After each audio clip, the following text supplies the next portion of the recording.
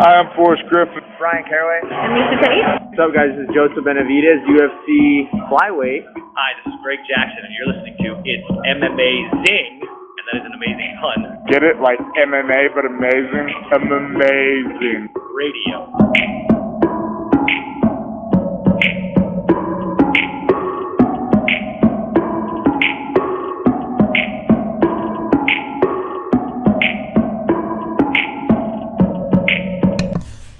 Welcome to It's MMAzing Radio. I am your host, Dr. Law. With me, as always, DJ Mark. What's up? Also joining us this week, Lavender Gooms. Hey, bub. Guys, we're going to talk a little bit about Max Holloway doing Max Holloway things, and Yair Rodriguez reminding us that he's a top 5 featherweight probably in this nutty weight class. Mm-hmm. We're going to talk, I guess, about Jon Jones, maybe. Ugh. I don't know. We'll see. There's not a lot going on. It's the 1920s over here. Prohibition is in place because it'd be dry this week. Yeah. Not bad. Sounds like the UFC cut a few people. Randa Marcos among them. A little bit upset about that. But, you know, you lose a lot of fights. What are you going to do? 7-10-1 in the UFC. So. She was a fan favorite. At least among us. Kama Wordy got cut. Andrew Sanchez got cut. Lavinia Souza. She wasn't bad. I thought she wasn't bad at all, quite frankly. 3-3 record. So, anyway. Yeah, we're going to talk about Max's win over Yair. They saw the fight of the year last week that Chandler and Gaethje put on and said, we're going to do our best to get there too. So, hold my beer. Yeah, definitely a contender for fight of the year. I'm still leaning Gaethje Chandler, but that was incredible, quite frankly. Really just a work of art, MMA, in terms of MMA. We're going to talk about Jon Jones training with Henry Cejudo. What I just said right there might be the entirety of the conversation because we don't know what else to say. And we're going to preview what is on paper pretty much garbage. This UFC Fight Night card this weekend, but headlined by Miesha Tate, Ketlin Viera. I'm a little interested more in the co-main event because Sean Brady has 0 losses. And did Chiesa lose to somebody that we're doing this? Because I thought we were talking about Chiesa getting close to Yeah, he must have. He must have, right? We'll do a little research here. Luke kicked his ass in 3 minutes. That's what it was. It was an ass kicking. Anyway, Max Holloway, the owner of all the fight metric records, went out there against Yair Rodriguez. We had 230 significant strikes landed by Max Holloway in 404 attempted. Yair landed 159 of 352 attempted significant strikes. Overall strikes thrown, these guys threw over 800 punches. It's a lot of fucking punches in a 5-round fight. 3 of 5 takedowns for Max, 1 of 5 for Yair. Most of the ground control for Max, but let's get into it, Marcus. 3 rounds to 2 victory for Max is what a lot of people are saying. But Yair came out of this possibly higher stock than he did going in.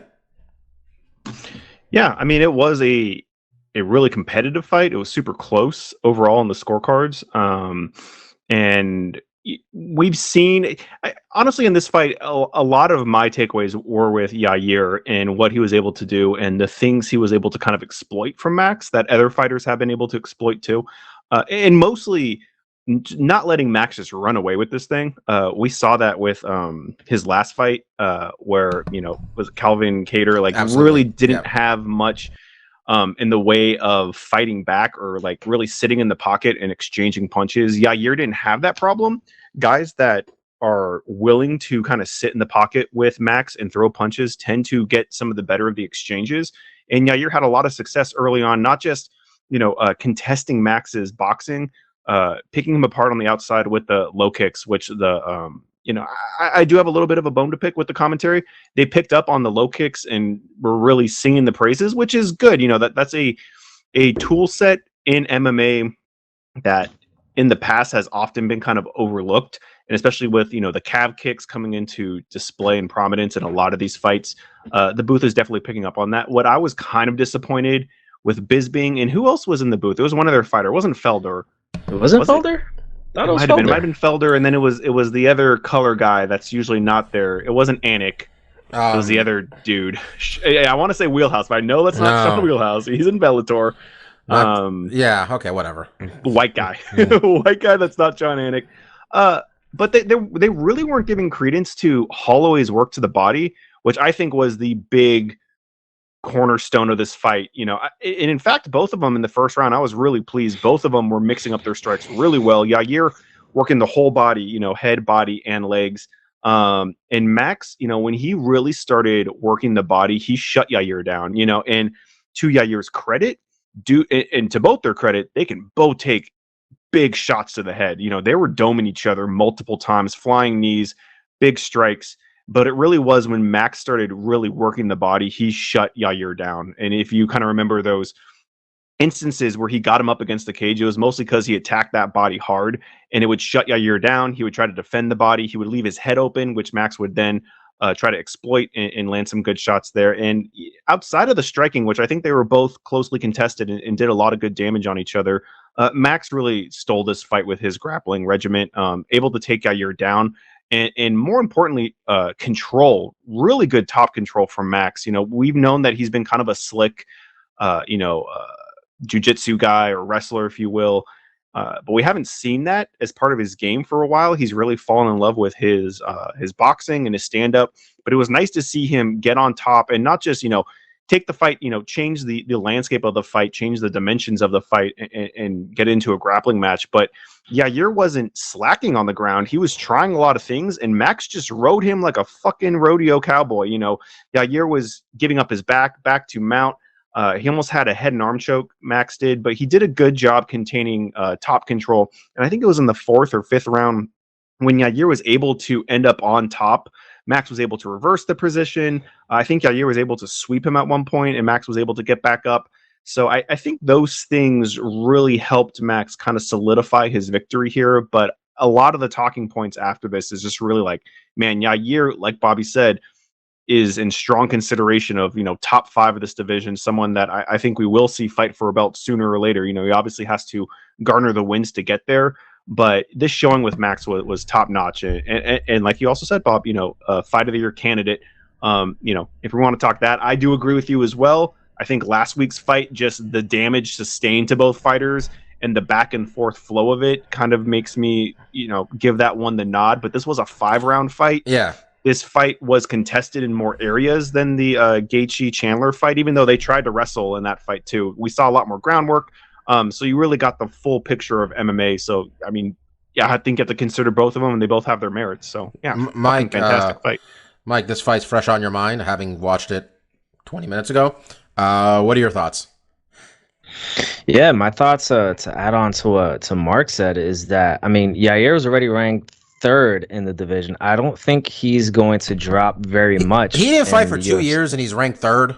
Hey, I saw a little 3 next to his name. I was wondering about that too, but gee, what a joke. I don't think that his rank. Yes, I agree, but I don't think that his official ranking, is going to fall very much. Maybe he goes to 5 or so. So I think he'll probably get another top 5 guy at this point, and based off this showing, he could be, you know, one fight away from maybe challenging for the title. But one thing I noticed in the fight is, well, after the fight is, I saw the picture of Yair's foot and how swollen it was. Obviously, there's some ligament damage. Maybe something's broken. Who knows? Oh, his foot's broken. Oh, okay. Well, and what I was wondering during the fight was, before the fight, I thought, oh, so Max employed calf kicks. That had to have been it. That's why his leg got broken. And during the first 2 rounds, I'm seeing that, you know, he's concentrating a lot, you know, low leg kicks. And when I saw that he kind of went away from it somewhat in the 3rd, 4th, and 5th round, I had to think, okay, that's why he kind of went away from those, from primarily using those low leg kicks. It has to be because his foot was already broken at that point. And I got to think that was their turning point. I think if he had been able to continue utilizing the strategy in the first 2 rounds, I think Max would have been way too immobilized by the 4th and 5th round to do anything. That's interesting. I would say, you know, Max did start working off the kick a little bit more too. Like he started throwing jabs off the kick, and he got Yair down a couple times because he would just shove him. Sometimes when he kicked him, he would just push the dude and he'd just fall the fuck over. Did he kick an elbow or something? I did not catch when he broke it. I mean, he was slinging. I think when you're throwing that many kicks to he was throwing a lot of kicks. It could have been a check. It could have been up to the head, and he blocked with the shin. I mean, there's so many tiny little bones in your. Because I think that the foot broke, right? It wasn't like no, he broke his foot. Yeah, and there's so many little bones. So I mean, any kick, hits an elbow or something. It's very easy to kind of blow something up and get the inflammation. But yeah, I do want to say Max did start later on trying to counter those kicks because they were becoming an issue. It wasn't. He got that great takedown off of a kick from Yair. I think in the fourth round. Yeah, and he was trying to jab off it too, but yeah, that seemed to be a strategy that he abandoned a little bit. But and it probably was because his foot was broken. He was feeling it. Maybe I like maybe Ortega, maybe Cater for Yair. That'd be good. I don't know if he's fought Cater. I don't think. I don't think he's fought Ortega though. And that'd be good. That'd be great. I think that'd be a fantastic fight. On the other hand, Dana White saying Volkanovski versus Holloway 3, which is a little weird given that Volk won the first two. Though the second one was very questionable who won it.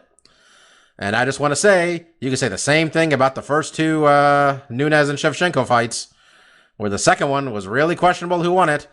So if you're going to give me Volkanovski Ortega 3, how about you give me Amanda Nunes versus Shevchenko 3-2 while you're at it? Sounds like you just made a pay-per-view, Bobby. I think that's it's UFC. Wow, this is a weird trilogy. Yeah. UFC 272. Weird ass trilogy. Yeah, I mean, I guess he can fight Volkanovski. I would like him to fight. I think Max needs to go up. But if he loses to Volkanovski, he has no choice.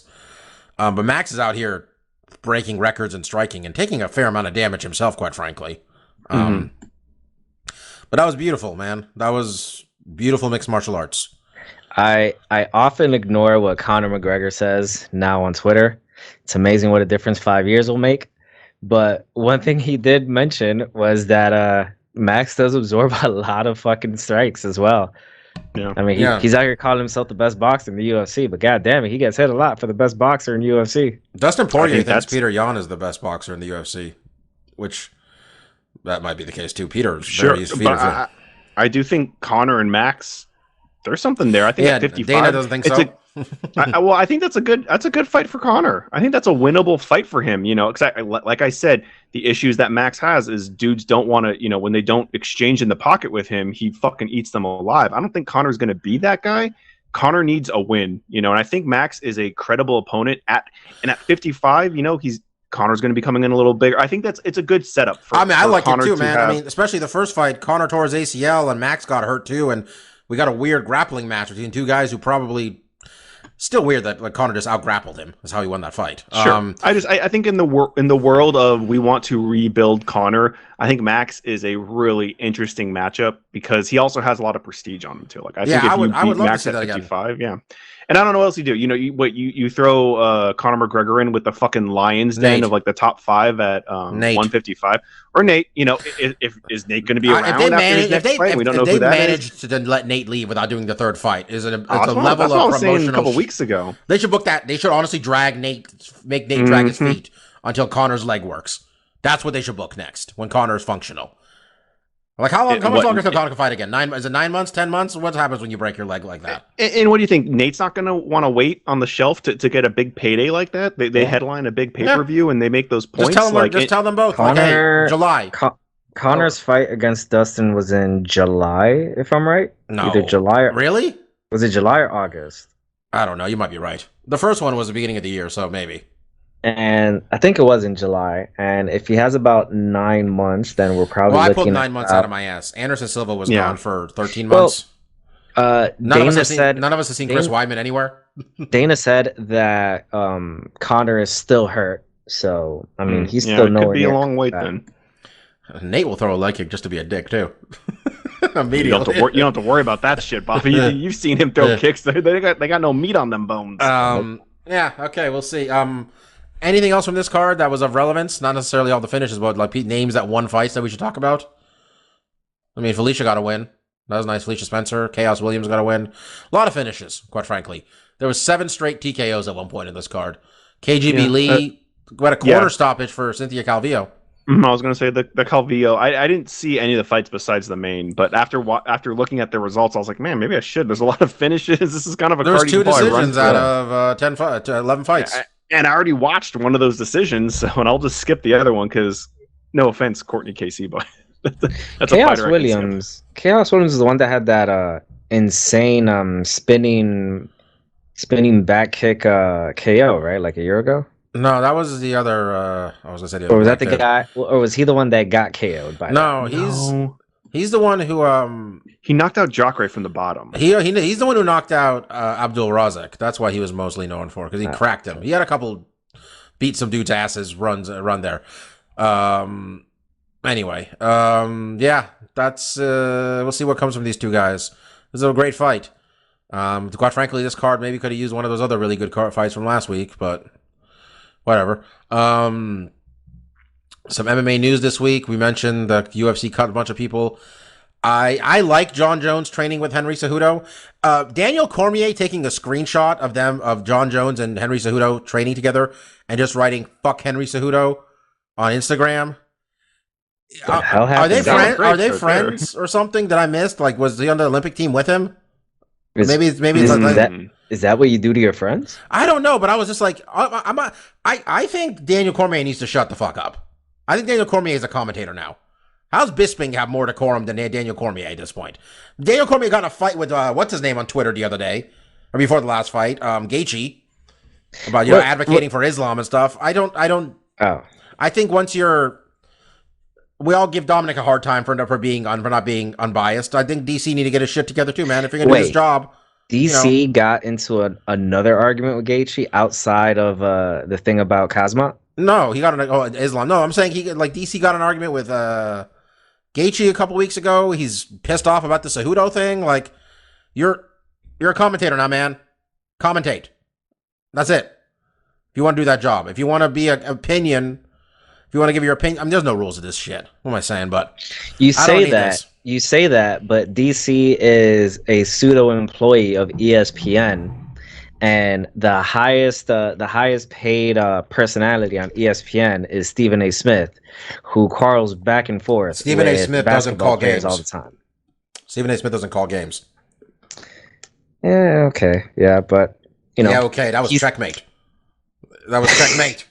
You don't get to call games. If he wants to go on sports shouting and say some shit about Henry Cejudo, go do that. You're not fighting. You haven't fought in a year. You're retired. You're not coming back. We know DC's not coming back. Look at him. And that's mostly why I'm like, why the hate here? It's not like he's training Jon Jones to kick that ass again. He's like, you're out of the game. I think why? Are we rooting for Jon Jones to get worse at this point? It's not helping anybody. It has to be something with the Olympics or something. I don't know what other connection. There has to be a joke I'm missing here, where like he has some relationship with Henry. But I mean, I don't know. I think Eric Albarracine's a good coach. He got Henry winning. He thought Henry had a punch. Henry's just a wrestler. He's got both Pitbull brothers. Both of them been champions. He got I'm just saying. I thought he did good work with Wei Lee. She, actually tried to avoid getting hit in the face a lot of that fight. I don't think it's a bad idea. And I don't know. Cejudo seems like a disciplined person. Half the rehab facilities are in Arizona anyway. Maybe Jon Jones is just getting a head start. Anyway, there was a horrible Twitter comment. Well, horrible. Made me laugh. Made me feel like a horrible person. Where Jon Jones felt like he was learning everything new and he felt like it was the first day of school and stuff. And someone said, yeah, it's real different when you're not practicing on your fiance. And I was like, Jesus. Harsh. Harsh. Damn. That was harsh. Harsh. Other news. Much like his treatment of his fiance. Glover Teixeira. There we go. Glover Teixeira got the key to Danbury, Connecticut. What the fuck does that mean? What does the key to the city really give you? Wow. It's pretty much just means shitting on people and cities left and right. I'm not even shitting on him in that city, but that's just pretty much they gave him like a proclamation. Like, today is Glover Teixeira Day. There's a parade. Okay. There's an honor. And do you actually get a key, like a big gold key that you get to carry around? I hope so. I mean, but to be clear, Mark was not shitting on the prospect of getting a key. He was shitting on Danbury, Connecticut. Yes, that's also. I was really just shitting on the concept of key to the city. What does it actually entail? Can he cut line in Quiznos now? Is that the deal? Like, what does it entail? And to be fair, if we're making a power ranking of Connecticut cities, I know Stanford, I know Stores because of UConn, and I've been to Hartford. I'll rank Danbury maybe right above Uncasville. I've been to Hartford. It's not a great place. Isn't that where Yale is? That's where the airport is. Yale is at Yale is in New Haven. Okay, That's where Yale is. That all being said, way to go, Glover. I mean, Yeah. sure. You give all the Yeah, keys good you for him. want to that man. He deserves it. There was Bellator card this past week. Cyborg knocked out some poor woman. That was a really cool highlight. And then there was that guy with that sweet ass bicycle knee too in Bellator. That was also cool. But after Cyborg, I think I saw that. Yeah, after Cyborg's win, I guess Kayla Harrison was there, and they were jaw jacking a little bit. And I don't really care about that fight. Is Kayla Harrison's contract with is it World Series of Fighting? Is it done? One fight. One fight left? Allegedly. Okay. I'm just saying, like, if I'm Kayla, I just keep making $1 million. You're gonna go to Bellator to fight one fight. I don't think Bellator's got a better women's they don't have better women's division than even PFL does. They got one person. Kayla's fighting at 55 too, right? Also that. Yeah. I mean, I would be interested to see Kayla fight somebody, of note that is a competitive fighter, and I think Cyborg fits a lot of those bills. I'd be interested to watch that fight, but we've seen this song and dance when there's two fighters in different organizations, even these smaller ones where it's like, oh, I'll fight you, you fight me, and then it never happens. I'd love it if any of these small organizations won. Ryzen, Bellator. I mean, Ryzen and Bellator kind of do it, but like or PFL, if they did like a tournament like with their fighters or had a cross promotion, I would be all about it. But it just never happens, so it's hard to get excited for the prospect of something that is extremely unlikely to happen. But we'll see. Maybe Kayla does come to Bellator. Who knows? But like you said, Bob, like she kind of has a good thing going right now. Like these tournaments, she's just demolishing the field and cashing in $1 million a year. Not too shabby. Exactly. What else we got? Oh, Mike, your comments on Valerie Lareda? My comments on Valerie Lareda is that she did a whole lot of dancing for winning a split decision. Yeah. The announcers were like, she seems to have a lot of energy at the end of this fight. But people seem to enjoy it. Scott Coker said they're just waiting for Dylan Dennis to say he's ready to fight. Dylan Dennis, continuing to be the joke of the MMA world. And then a word is that Bellator is planning, what's the word here exactly? Massive retirement fight for Fedor Emelianenko. Quote, this is not going to just be a normal fight. Okay, how so? I don't know what that means. I don't either. Yeah, Key of the city's on the line, baby. And then Usman Nurmagomedov, Khabib's cousin, might have gotten a fight with a cop in Russia. Possibly. He'll get off. Don't worry about it. No, sorry. He ran over a cop with a car. Oh. Okay. He ran over a cop with a car. Ooh, that's a little harder to sweep under the rug. Yeah. I mean, maybe you got to sweep the cop and roll the rug up and throw it into the fucking river. Anyway. Yeah, so sorry, I had a beep going on somewhere here. I don't know if it was mine or somebody else's phone. But anyway. All right, guys. Yeah, I don't really see a lot of news happening besides that. Besides Barao is fighting for the first time since he's been cut from the UFC 2 years ago.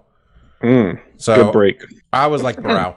I thought he was, that guy fell off a cliff a little bit there, but before that, it was fun fights, man. Barao was fucking people up.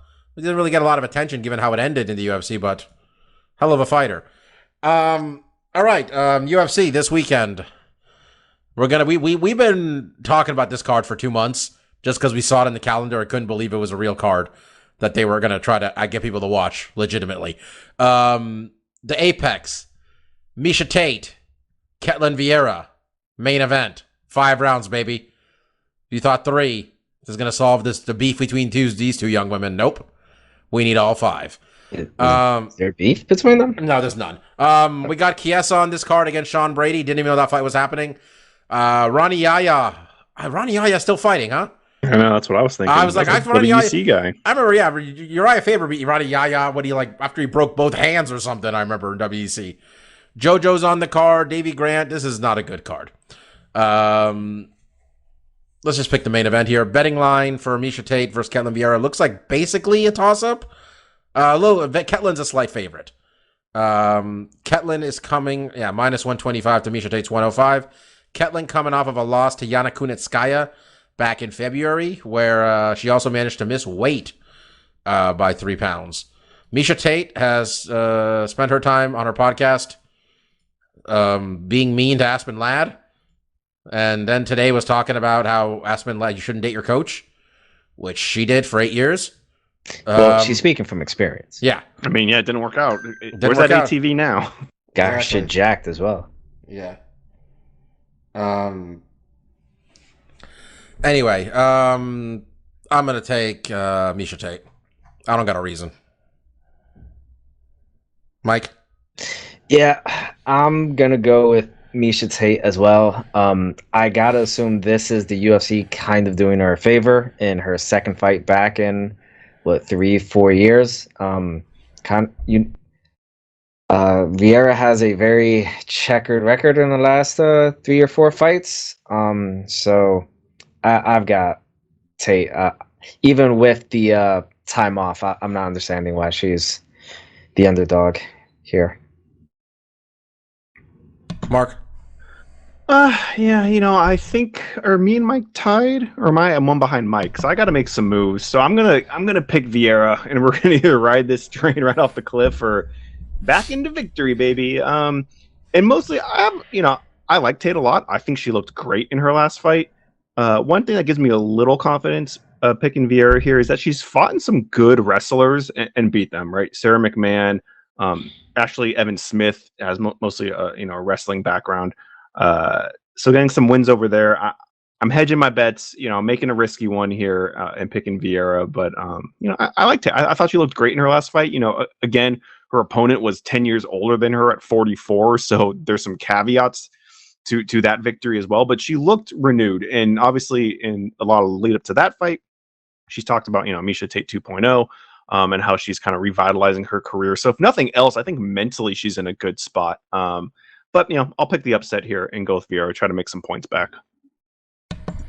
I feel we should pay attention to this Sean Brady guy, who is 4-0 in the UFC, 2 finishes, last one being a finish of Jake Matthews in late in the third round. He's 14-0. He's 28 years old. Training out of Renzo Gracie Philly, which means Renzo Gracie's not there. Got a black belt under Daniel Gracie. Came from... Okay, I thought he was from The Ultimate Fighter. Maybe not. Anyway, Michael Chiesa's coming off of a loss to Vicente Luque where he kind of got embarrassed. It's going to be interesting. I'll say this. Chiesa's a big name, so he gets a win here. Really puts himself in the mix. He's barely an underdog, Sean Brady. Mm-hmm. I'm sorry, he's a favorite. Wow. Nice. He is the favorite in this fight. But yeah, you got Jojo Calderwood on this card, a pretty sizable underdog to Talia Santos. I'm not sure I could pick Talia out of a lineup, if I'm being honest with you guys. Also on this card, Sean Soriano. It's not good. All right, this is not good. UFC's next card after this isn't for 2 weeks, where it's going to be Rob Font and Jose Aldo, which sounds awesome. Just on every level. Really, really awesome. Little thin after that. But, Alex Morono, Mickey Gall doesn't sound bad, necessarily. I think it just got booked today, which, getting a fight booked this late, this close to Thanksgiving is rough. Sure, yeah. Yeah, I'm just saying. At least it's before Thanksgiving and not after. Yeah, let's do stuff we like. We can talk about Full Gear at the end. Mark, what do you have this week? Yeah, not super heavy, but I got a couple things. I don't think I mentioned it last week. Christine got me Demon Souls for the PlayStation 5 for my birthday, and really put some decent time into it over this last weekend. Demon Souls for PS5 is a remake of the PS3 exclusive game that came out. It actually started the whole Souls genre, and Bluepoint was the developer on this game. And when the PS5 first came out, like this was kind of the show horse, the big grand spectacle, to really show like what the PS5 graphically can do, because Bluepoint really ever since their remake of Shadow of the Colossus has really stepped up their game, especially with like art assets and visuals. And Demon Souls looks fucking amazing. When it comes down to the texture work, lighting, redoing a lot of the animations, because the From Software games can be, especially when it comes to animation, can be a little janky. Definitely plays a lot smoother. I've really been enjoying my time with it. So yeah, it's been nice to kind of go back to and have like a From Software game that was made from the ground up for the PS5 and really showcasing what that system can do. And of course, this last week, the network beta for Elden Ring, which is From Software's upcoming game, came out, and that looks really awesome as well. That looks like basically the Souls games married with Breath of the Wild and this big open world environment, which is kind of a very new step for the genre.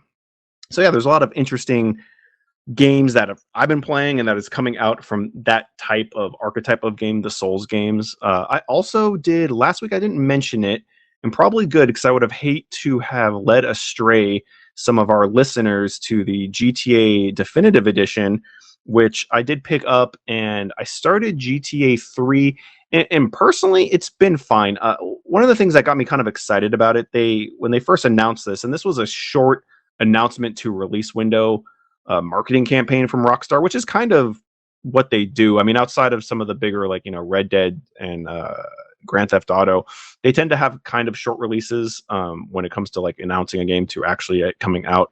And what they showed of the Definitive Edition at first was basically, graphically overhauling the game, which I think looked interesting. I think, obviously texture mapping has gotten better, lighting, stuff like that. I mean, these are PS2 games, so putting them on the current generation or even, last gen, they still looked good. I liked how they kept the cartoony look of those games.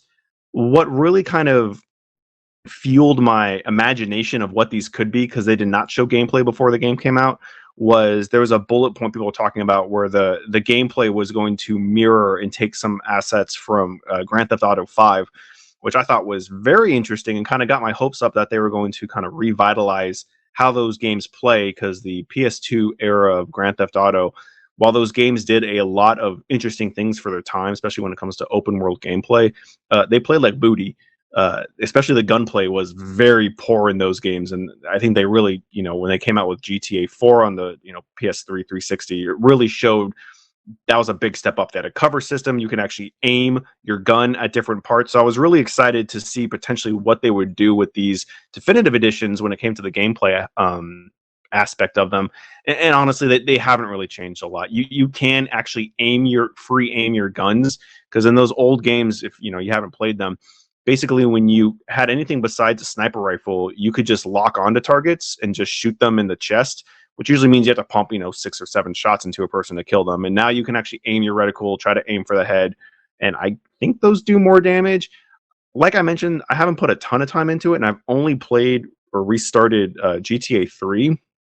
And especially that game, I think Vice City and San Andreas do a lot better job on the narrative aspect. But 3 is definitely rough, by today's standards, story-wise, character building-wise. I mean, your character is a silent protagonist, so there's really no development there. You're really just talking to people, and it's a very bare bones for what we're used to in today's climate of open world games and even the GTA series. So I'm kind of interested to start Vice City and San Andreas, but most of the conversation around this game has been very negative, mostly to do the PC version. I think Rockstar, a lot of bugs, right? Or like there's a lot of bugs. Doesn't start. Some of so the PC version on the Rockstar launcher would not work. So people just couldn't play the game, and then they basically took it off the launcher. So people had pre-ordered the game and bought it and couldn't play it until I think yesterday they finally fixed it. So you can actually play the game. And then some of the assets look weird. Some of the characters they kind of redesigned looked worse than they did previously. And I think especially for PC, what has rubbed a lot of people the wrong way is that they have taken down the previous versions of these games on PC and had also taken down the mods that made them better, looked better, kind of forcing people, if they want to play these older games, to play this definitive version, which just doesn't play quite as good as what they had before. So I think, especially if you were one of those PC players, it seems like you got the short end of the stick. Not only did they take away the versions that you previously had and all the mods that really kind of made them playable today, they basically just took away the ability to play it at all. So there's been a lot of negativity around it, and I've noticed, I'm playing it on a PS5, and I'm not a frame rate person where I can tell where there's dips, but even I can tell sometimes it just, the frame rate just seems jaggy, or just turning the camera on doesn't seem as smooth. So I think the game needs a lot of optimization, which fortunately can be resolved with patches. It just takes time, and it takes the developer to put in the time. And I think what's disappointing is when you look at Rockstar as a whole, and especially when you look at Grand Theft Auto, they haven't had a new Grand Theft Auto in almost a decade. 5 came out on the PS3. They still haven't come out with 6. This is kind of one of the newest things they've done with the franchise, and it seems like a poor effort. And I don't think Rockstar proper was developing this game. When you turn on the game, there's a developer called Grove Street Industries, or Grove Street Games or something, which is Grove Street's the street that your gang controls in San Andreas. So it seems like it might have been a smaller indie team that kind of was doing this definitive edition. But it just sucks because Rockstar is a huge company with a lot of people on the dev side, with a ton of money, a lot of money to throw around. I mean, GTA is the highest grossing thing, period, entertainment of any time. Is Star Wars, Harry Potter. This game has made more money than all of those things, and continues to make a ton of money. So it's disappointing that they didn't put more time and effort into this, that they kind of just treated it as a whatever. And I think they kind of rushed it, because I think Grand Theft Auto 5 was supposed to come out on the day that the definitive edition did for this newer generation of consoles, the PS5 and the new Xbox. And when that got pushed back, this kind of got pushed forward. And not 6. I wish, Mike. They haven't said. I thought the next one is 6, not 5. I mean, the next new game will be 6. Oh, okay. But they're re-releasing 5, which came out on PS3, and they re-released on PS4, and they're re-releasing on PS5, which is kind of insane. But again, last week I think Elder Scrolls Skyrim came out again for this new generation. So I mean, we've been seeing a lot of remakes of these, very popular, but we've seen these games over and over again. So it just seemed like it was rushed, and it's really unfortunate, because I think there was a lot of interest in this, and I think a lot of that interest was because we didn't really know what it was necessarily. This has been rumored for a really long time, and when we saw the one trailer they put out with the graphical update, it was like, cool, it looks a lot better.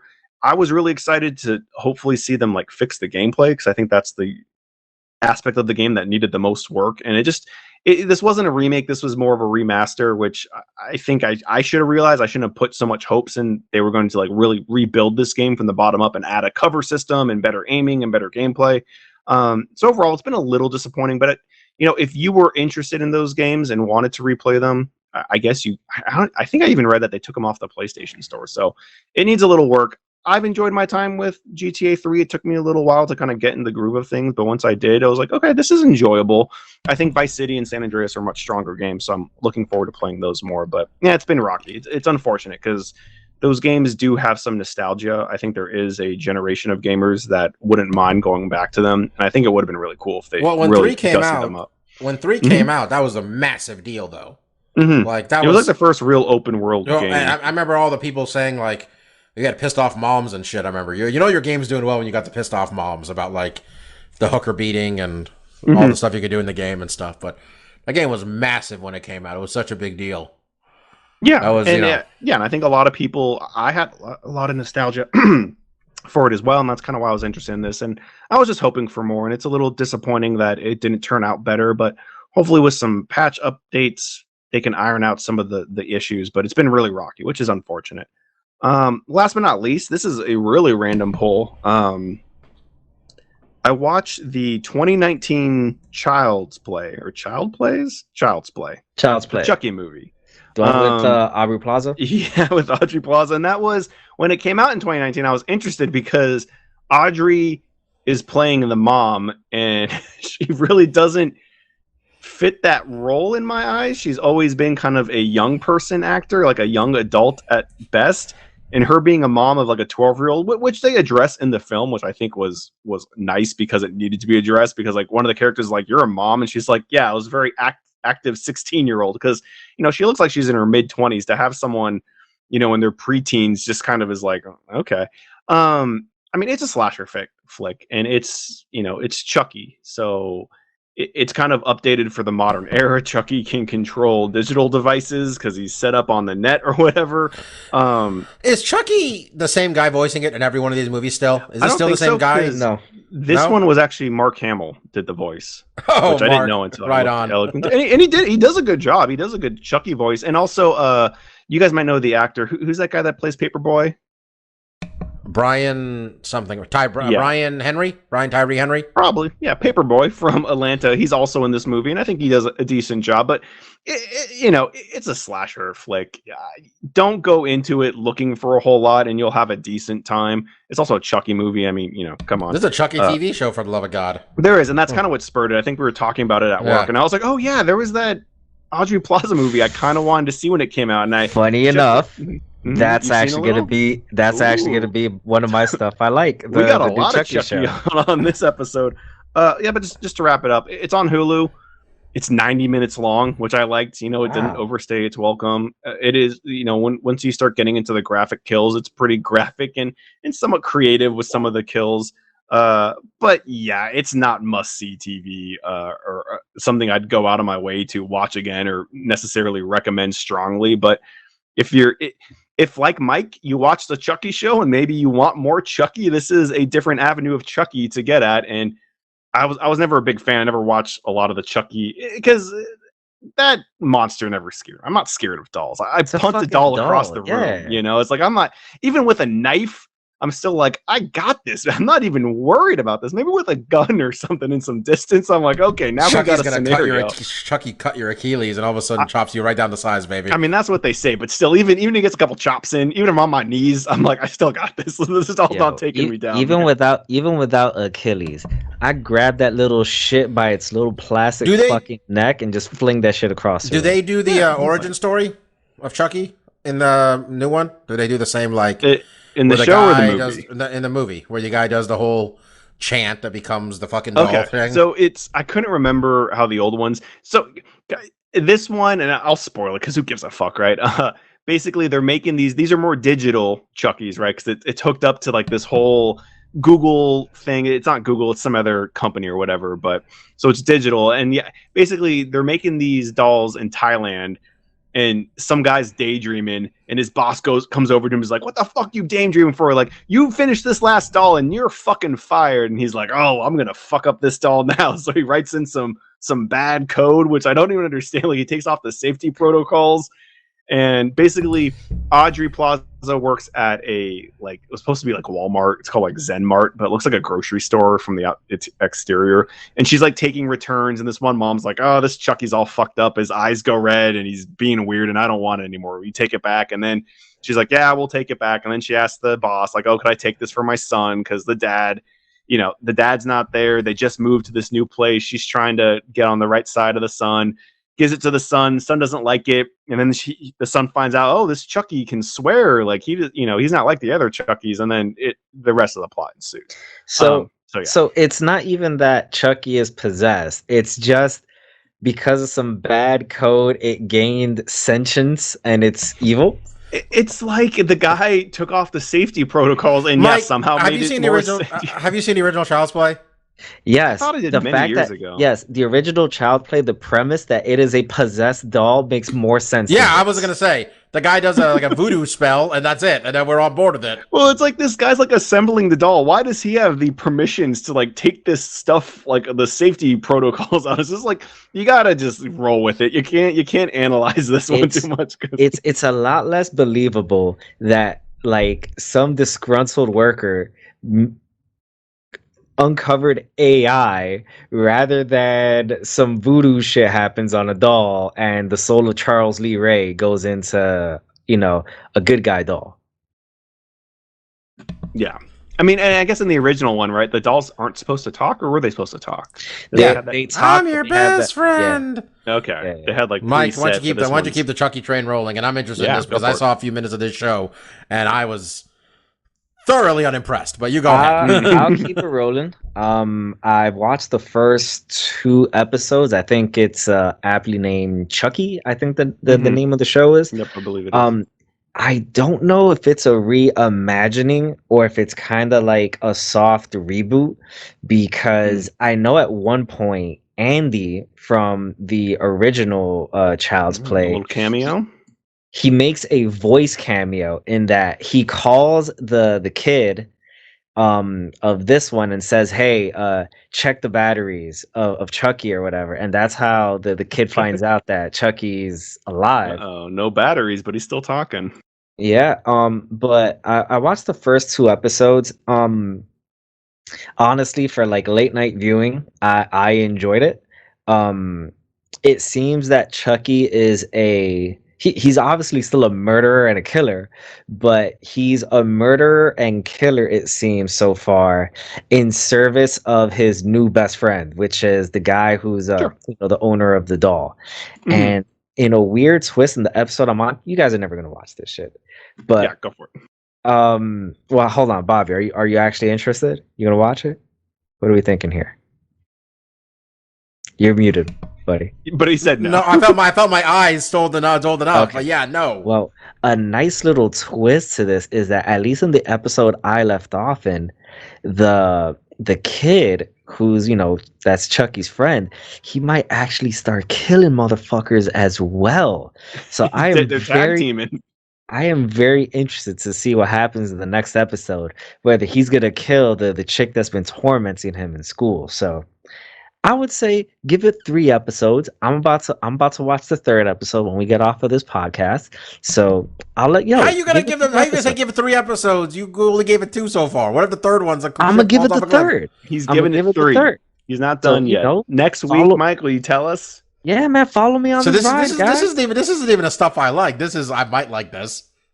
I think I like. Okay. It's the stuff I think I like. you know? Mike, are you? How are we watching this? Cable? Are we watching this on cable? It's or USA is there Network, isn't streaming it? services? Is it on Hulu? It's sci-fi. It's sci-fi. Okay. Yeah. okay. I I thought it was think USA like Network. Sci-Fi USA. I think it's like both. Well, So I they're looked owned it by up the and same company, but Okay. yeah. Yeah. I don't know. And also, Mark, this is an audio medium. No one saw your quotations. They could Well, tell they the way felt I it. was saying. Yeah, they felt it. Cable. They can read it.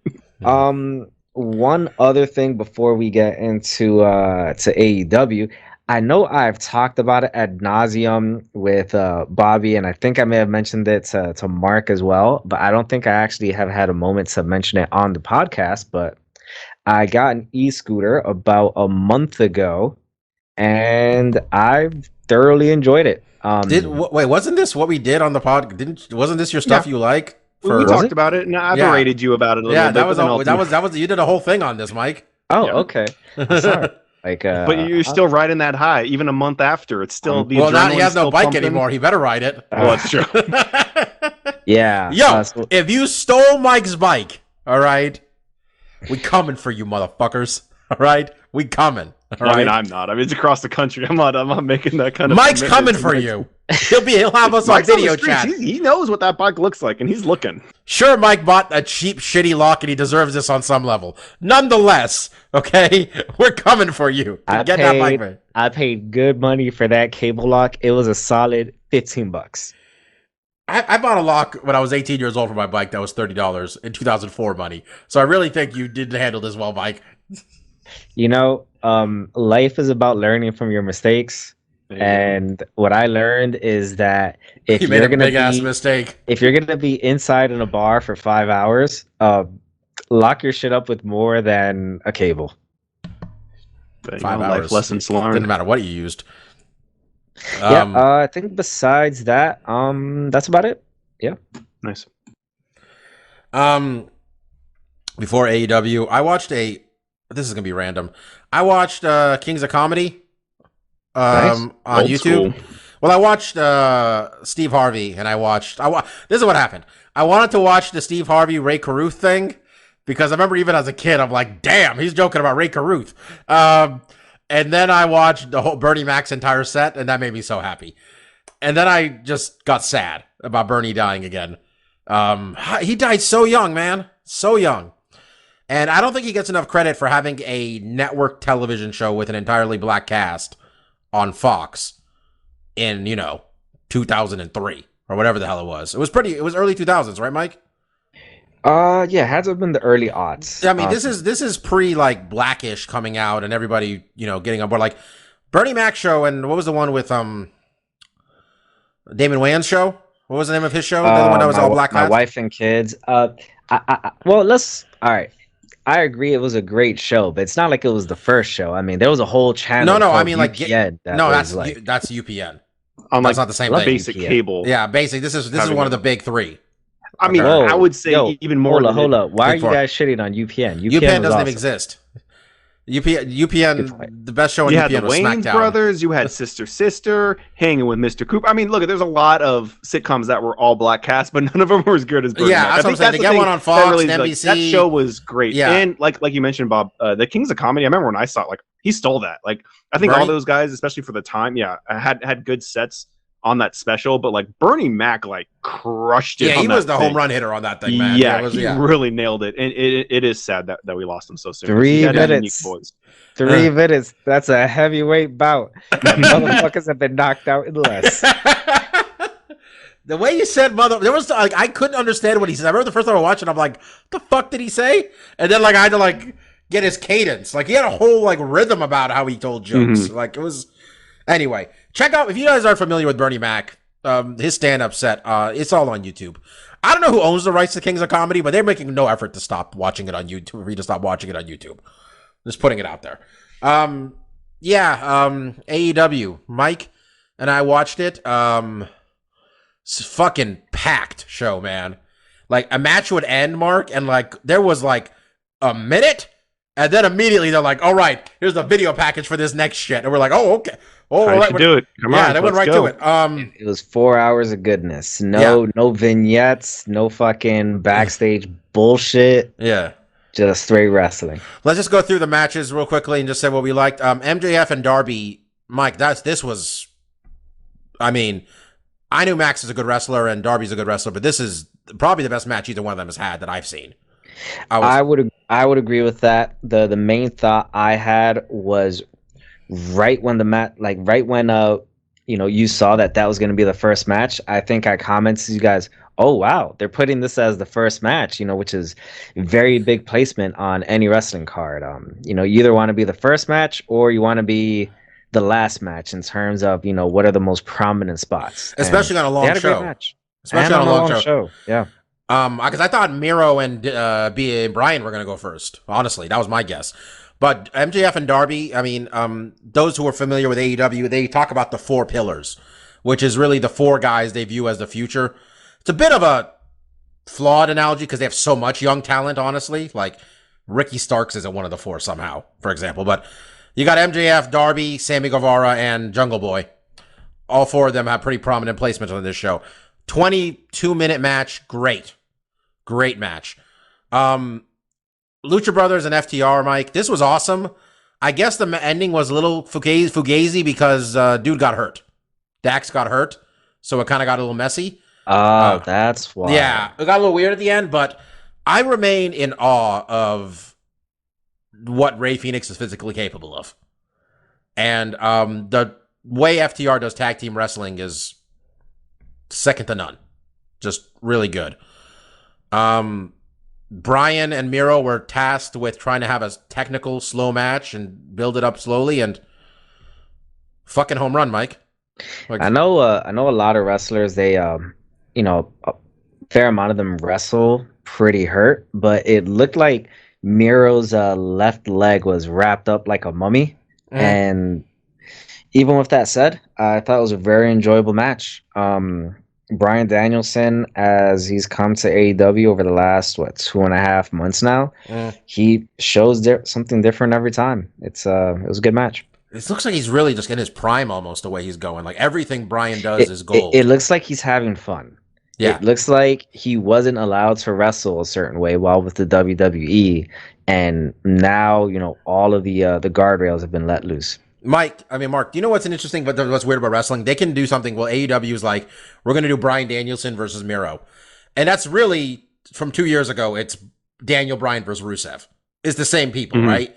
But because it's wrestling, it means something totally different now.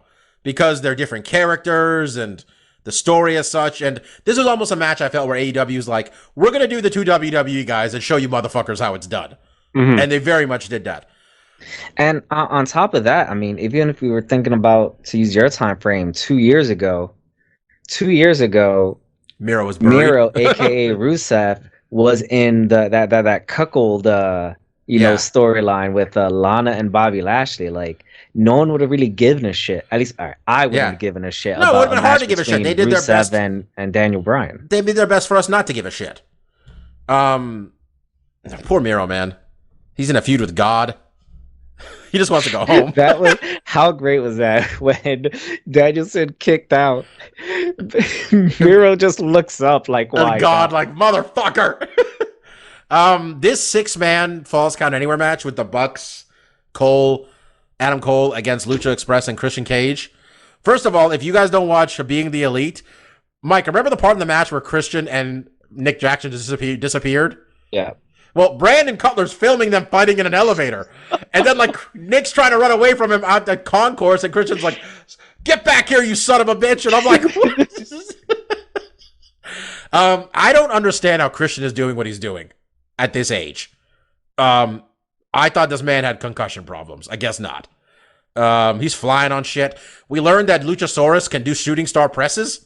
We learned that. That was so fucking impressive, man. Like, that was amazing to watch. Yeah, because I had to look on Jungle Boy's face like, he's like, the fuck? I swear Jungle Boy, Luchasaurus really just whipped that out for that moment. And Jungle Boy's look of surprise was a genuine one. Yeah, he's not that good of an actor. I didn't buy it. The spot they've done a few times now, is where they put thumbtacks in a guy's mouth and then super kick him. I need it explained to me how this is working, because I'm not comfortable at all with the way it's happening, because I'm worried someone's going to choke on a thumbtack. I don't get it. I gotta assume those aren't real thumbtacks, right? Or they're just like, even like, I mean, they're not hitting his face, but I don't get it. That was a really good match too. I enjoyed the Cody Rhodes and Pac versus Malachi and Andrade match, just because of all the different characters in it. And I love Pac, and Mike likes making fun of Pac, so I enjoy watching matches with Mike. Because Pac's about as tall as me. Pac is what I would view if I got in real good shape and did all the steroids, I could be Pac. That's pretty much it. I was impressed with Britt Baker and Ty Conte, honestly. Ty Conte's really shown a lot of improvement, and that match was, I think, better than I thought it had any business. Not that they're not good wrestlers, I just was not expecting for it to be as good, quite frankly. Straight up, I didn't think it was going to be that good. I never watched the Nara Conti as she was called when she was in NXT. So I've just gone based off what you've told me when it comes to her time there, that she really blew when she was in NXT. So I can only go based off all of the matches I've seen with her, like over the last year and a half, when, she started out on like a Dark and then worked her way onto to Dynamite and Rampage. And man, she's gotten a lot better over the last year. You look at her and Miro and you wonder, how do they cut these people? I can't even wrap my head around cutting Miro. Miro getting cut still makes no sense on any level of how good he is. Like, it wasn't like even like, oh, what's his potential? Like, no, he is good. He's already very good. CM Punk and Eddie Kingston had one of my favorite short matches, I think, ever. That was only 11 minutes, Mike.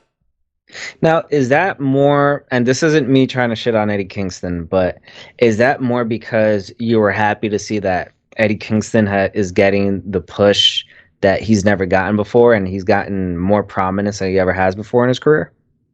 No, I liked it because it felt real. And I know it's not real, it's wrestling, but like, for 11 minutes, these two old men beat the fuck out of each other. And it's the first match of CM Punk since he's been back. that we've able to really him to be CM Punk. Like he really could sink his teeth into this one. And I don't think they're done. I hope they're not. This was for a match that had one promo and like one backstage segment to be that over with the crowd. I guess Eddie Kingston, people thought he was hurt. He's not that hurt, apparently. There was word that I heard he had shoulder issues, no? He says he's able to work. He's not going to miss time. So honestly, part of this might be like, Eddie's like, this is the best run of my career. I'm going to ride this out. And Punk got color. There was a lot of color on this card. A lot of people got He was red bloody. as hell, man. Yeah. And yeah, I really enjoyed that. The next match was a lot more fun than I thought it was going to be, honestly, Mike. I thought this Inner Circle American Top Team thing was going to be kind of bullshit, but I really enjoyed like the toaster, and I like how they use the toaster, and we're like, why is it a toaster? And it's like, well, it started with hockey sticks. Yeah, and I remember us saying, why is it hockey sticks? And then I forget which one of us said, well, that's just as ridiculous as there being a whole bunch of kendo sticks under the ring. And then we realized, oh wait, this is in Minnesota. I mean, it was a Minneapolis street fight. Yeah. You know? Well, what's more Minnesota than hockey sticks? And then when they whipped out the toaster, I think Phil looked up that the toaster was invented in Minnesota. I also liked when Jericho took out a giant print sign, like it's not even like a sign, like the print symbol in like, I don't know, cardboard or wood form, and started beating up another man with it.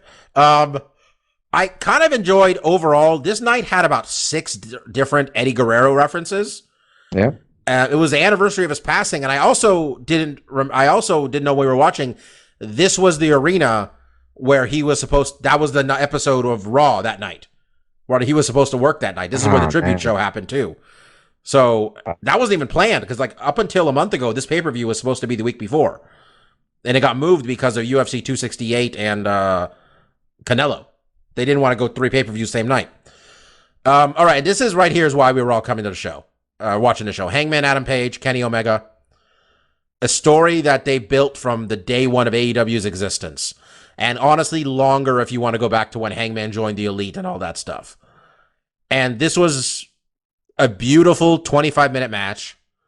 Kenny Omega remains one of the best wrestlers ever. And the fact that he's doing this with busted shoulder, apparently Kenny can't lift more than like the bar if he goes to lift weights right now. Like he can't lift them over his head. I don't know how he's doing one-wing angels. Kenny also has vertigo, and he's had vertigo bouts while the matches are happening. I don't know how Kenny's wrestling. And this whole match was the culmination of a beautiful story. I knew if Hangman didn't win, I don't know how I would have reacted. I think my favorite part was Kenny was just kicking Hangman, and then Hangman got up and just yelled, "Is that all you got, motherfucker?" And I'm like, oh shit. It was just really well done. The thing with the Bucks coming out and like nodding at him, you know, and being out there for him too. Like they were never out there for his first title match. That was a good callback. There was so many Easter eggs for everybody in this match. And then when the Dark Order came out to celebrate with him, and they didn't want to go up to the ring first, and the Hangman called them over, and they tried to give him a beer, and Hangman didn't need the beer anymore. Like it was beautiful, man. It was wrestling can be really stupid a lot of times. I mean, Mike, I know you weren't a big wrestling fan when you were younger, but I mean, wrestling can be really stupid. But when wrestling is good, it's like really good. Like when it's like, this was so well done. And they had AEW, what they have with the audience is they built up credibility in these 2.5 years where we're willing to give them the benefit of the doubt. Which is why when I'm like looking at this Cody Rhodes thing, right? And he's like, and they say they got a plan for why he's intentionally garnering negative reactions from the crowd at this point. And I trust them to do something with it, because they very rarely have let us down, you know? In any of this, like, it'll make sense. You may not think it's the greatest thing ultimately, but it would all make sense ultimately. There's something coming at the end of this. So Hangman as champion is awesome. He put out a press release, as he does often, saying he's going to study the vegan diet to make sure he's prepared for Bryan Danielson. And he says as long as they don't make him wrestle Wardlow's big muscle tits again, he's pretty That happy. was pretty funny. Yeah. I'm saying now I think Hangman holds this belt until May, is my guess. I got MJF taking the belt off of him and then I think the future is very bright for this company. Very bright. And I like this one pay-per-view every 3 months thing too. I'm more willing to put up with a 4-hour show, Mike, when it's just like we got to put everybody on the show. We charge you $50. This is our pay-per-view. I don't I pay for Peacock Network, so I don't have to pay for the quote unquote pay-per-views of the WWE. So technically, I can watch the pay-per-views whenever I want. I can just tune in whenever they are on that Sunday, whenever they're airing, and just watch it. And I almost never do outside of SummerSlam, WrestleMania, and Probably check out Survivor Series. Rumble for sure. And the Royal Rumble. In the 4 years I've been back into wrestling, I still haven't checked out Survivor Series. Yeah. I might check out this one just because it's the 25th anniversary of The Rock, and they might do like some tribute stuff, and maybe for Big E as well. Yeah. But besides that, there's not that many matches. I'm like, I need to watch this, because with most pay-per-views for the WWE now, and this could be a function of just how many of them they have, there's maybe 3 matches I want to watch. But as you alluded to with AEW, there's not a match on there I want to go make some nachos during. There's no nacho matches. No, I went down between the tag match and the women's match, and I just ran down with my dog. And I was back within the first 3 minutes of that match. And then when it was over, I went back. I'm like, make sure I didn't miss anything, because everybody looks like they're having such a good time too. Even these guys who it's like a feud, right? Like Kenny's wrestling the way Kenny wants to wrestle. Like the idea of Kenny, because Kenny was considering the WWF. They were all considering the WWF. They made a strong offer to them. They offered Hangman enough money. Hangman was going to go to NXT, but make main roster money. They offered Kenny a ton of money. They offered the Bucks a ton of money. And they all had 6 months outs in their contract too. Meaning if they weren't satisfied with the way the stories were going, they could leave in 6 months. Which I don't even believe, because that is an unheard of thing for the WWE to offer anybody. Right. And maybe they saw the rumors of this coming. They knew the rumors of Tony Khan being out there wanting to put a wrestling team together, and they were trying to, get on top of it and try to squash it before they could get anywhere, But I don't think this is bad for them either. I think this whole thing has been good for WWE in the sense that they can't go out there and suck. They put on a good Saudi show, for the love of God. Apparently it was a good show, top to bottom, the Saudi show. And that never happens. Yeah. I thought it was a really good pay-per-view. And I don't know if it was better than the last one, but this one's ending made me happier. I was not as happy with the moment in wrestling probably since I was a kid. And when Stone Cold won the title or something, that type of thing. So, if there's one thing I could critique, go nuts. I think it's the booking with Britt Baker. And not so much. I really enjoyed the match between Tay Conti and Britt Baker. But I'm starting to see there's been a bit of an issue with when Sheeta was champ and with Britt, that outside of the feud that Britt had with Sheeta leading up to her getting the title, I feel like with the women's championship, it's been a lot of just maybe 2-week promo, 2-week feud, boom, then title match. That's nothing that's really organic and long term when it comes to challengers for the women's title, outside of when a Britt challenged Sheeta. Yeah, and I think you're right, but I'm hoping that the influx of talent, and I think we're probably going to see, the TBS title, I think is going to be helpful in this. This whole tournament is going to be helpful.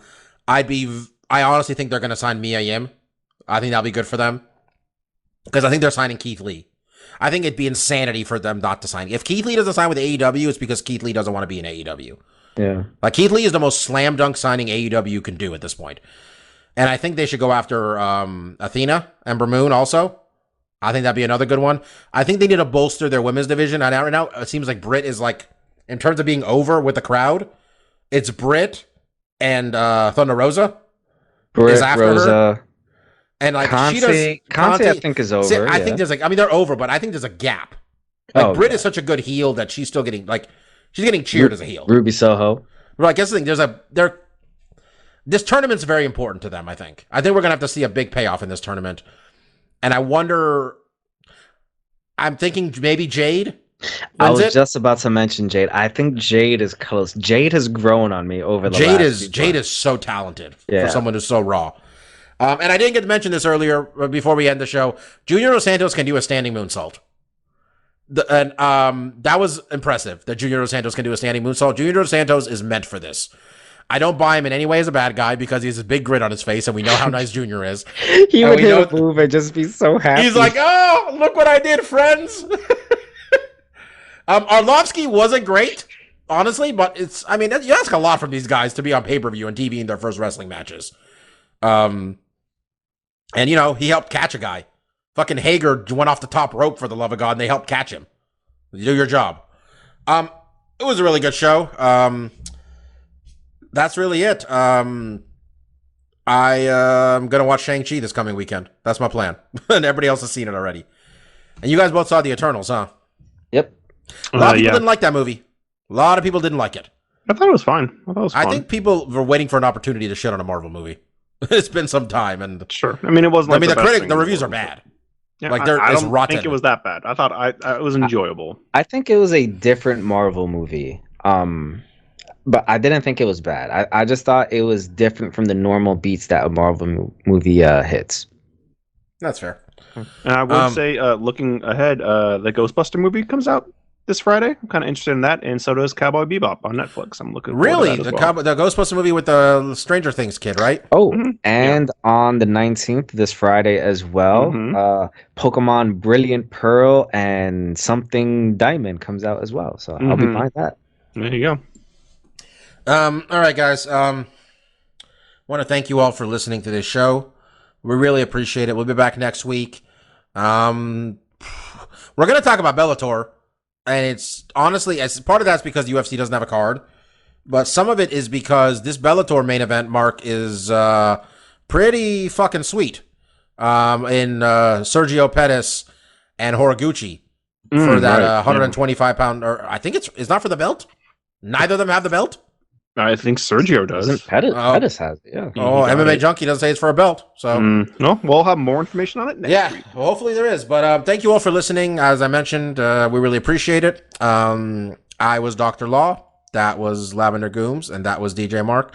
Thank you all so much for listening. We'll see y'all next week. Peace out. See you.